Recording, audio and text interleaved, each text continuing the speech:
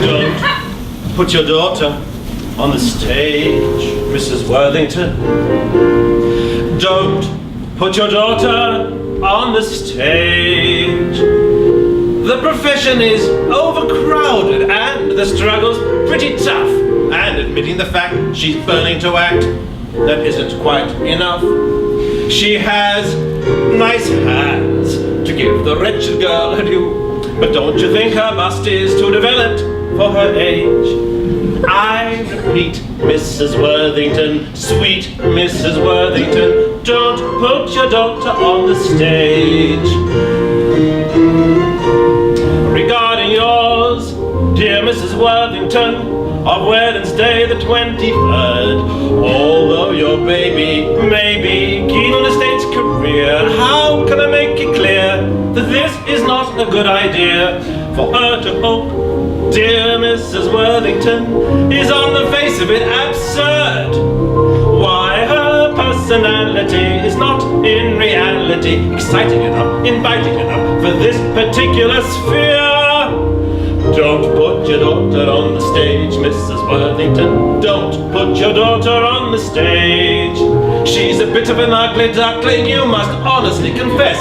And the width of her seat would surely defeat her chances of success. It's a loud voice, and though it's not exactly flat, she'd need a little more than that to earn a living wage. On my knees, Mrs. Worthington, please, Mrs. Worthington, don't put your daughter on the stage. Don't put your daughter on the stage, Mrs. Worthington. Don't put your daughter on the stage. Though they said at that school of acting she was lovely as Piglet, I'm afraid on the whole an agile role would emphasize her squint. She's a big girl, though her teeth are fairly good. She's not the type I ever would be eager to engage. Try the law, Mrs. Worthington. More, Mrs. Worthington. Don't put your daughter on the stage. Don't put your daughter on the stage, Mrs. Worthington. Don't.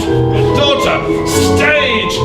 One look at those bandy legs should prove she hasn't got a chance. In addition to which, the son of a bitch can neither sing nor dance. She's a vile girl, uglier than all mortal sin. One look at her has put me in a tearing bloody rage. That sufficed, Mrs. Worthington. Christ, Mrs. Worthington. Don't put your daughter on the stage.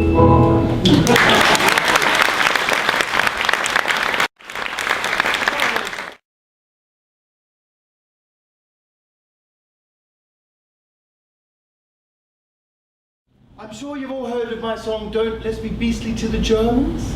Yes, of course. Well, it was written as a patriotic and satirical piece for Britain back in World War II. It was very, very well received when performed in the theatre. Even Winston Churchill asked for several encores when he heard it. Unfortunately, it did not translate well to the wireless, and the BBC ended up banning it from the air. But I would like to hear it now. Here is Mr. Robert Green. Back.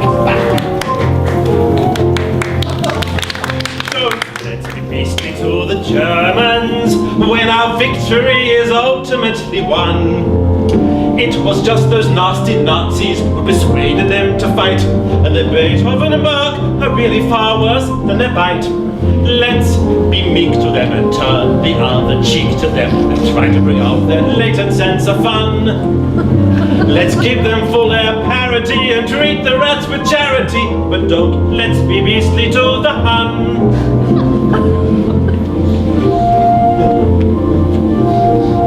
We must be kind and with an open mind. We must endeavor to find a way to let the Germans know that when the war is over, they are not the ones that have to pay.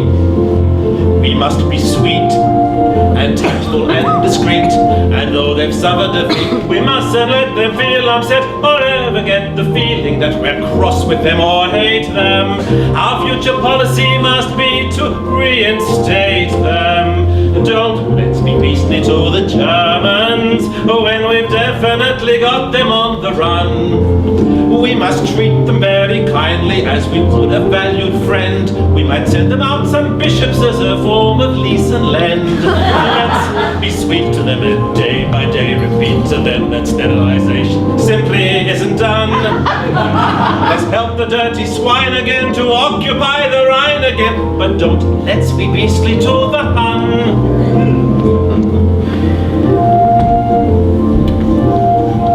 We must embrace the splendid German race and all defend them in case they're blamed for trying time and time again to kill and conquer. Never, never let them feel ashamed.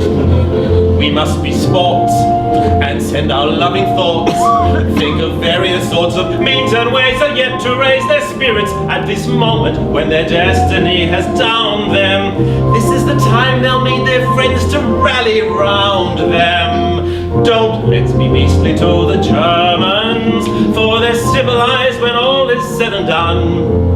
Though they gave us culture, science, art and music to excess, they also gave us 2 world wars and Dr. Rudolf Hess. Let's be free with them and share the BBC with them. We mustn't prevent them basking in the sun. Let's let them feel their swell again and bomb us all to hell again. But don't let's be beastly to the Hun.